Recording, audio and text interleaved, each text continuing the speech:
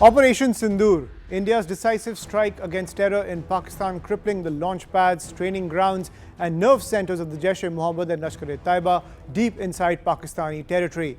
But weeks after the successful military operation, the Jaish-e-Mohammad has rolled out a large-scale online fundraising campaign to rebuild and expand its network, setting a target of 3.91 billion Pakistani rupees to construct 330 new markaz or centers across Pakistan.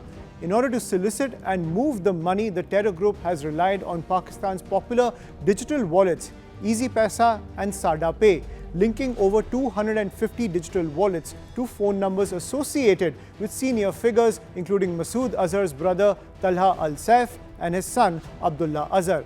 Fundraising appeals have circulated on JEM-linked channels online, along with audio exhortations asking supporters to contribute 21,000 Pakistani rupees per person. Reports suggest one of the key fronts of the terror group, the Al-Rahmat Trust, is facilitating the flow of money under charitable cover.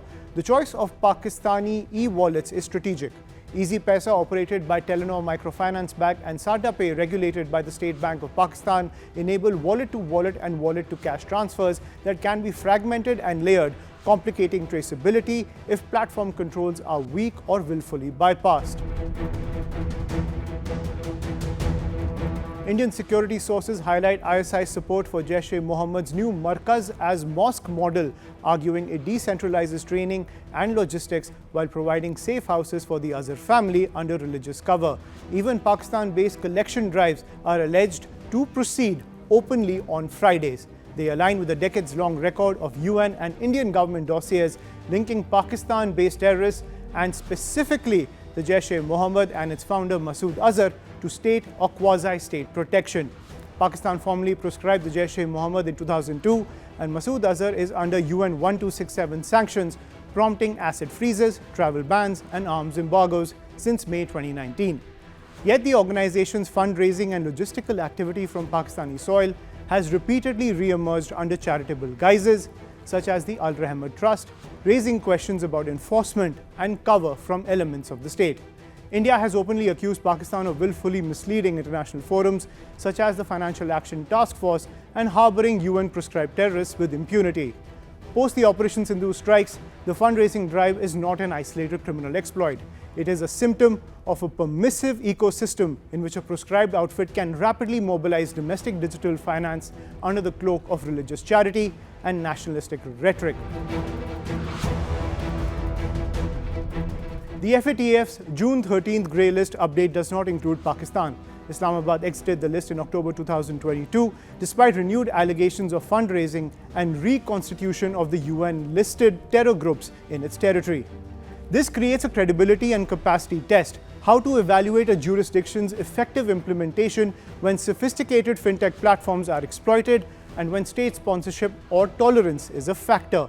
The FATF's 2025 Comprehensive Update on Terrorist Financing Risks explicitly flags state sponsorship and weak governance as material enablers of terrorist finance and highlights new payment technologies as vectors that demand agile supervision and private sector controls. The report calls for stronger risk-based oversight of NPOs and rapid targeted sanctions.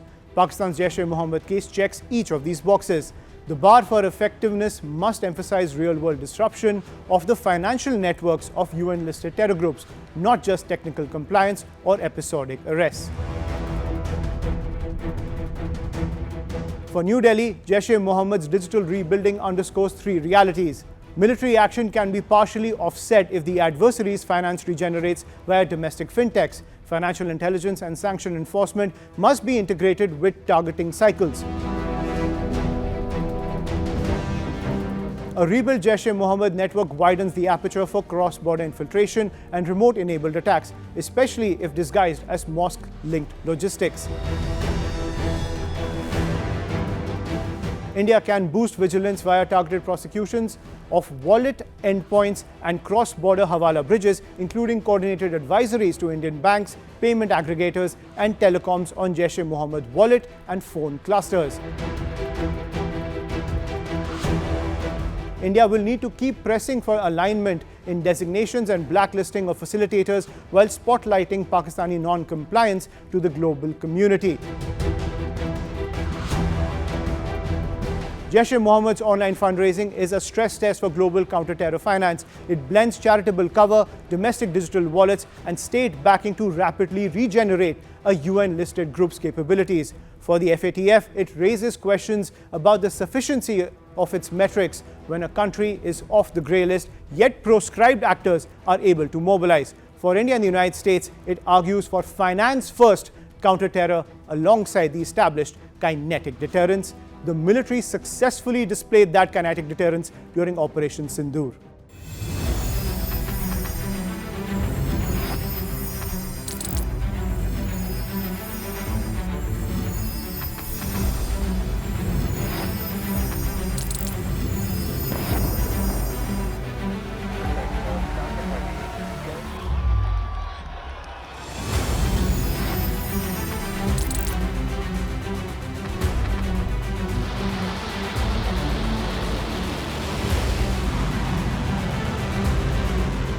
Fighting so long and so hard that they don't know what the they're doing.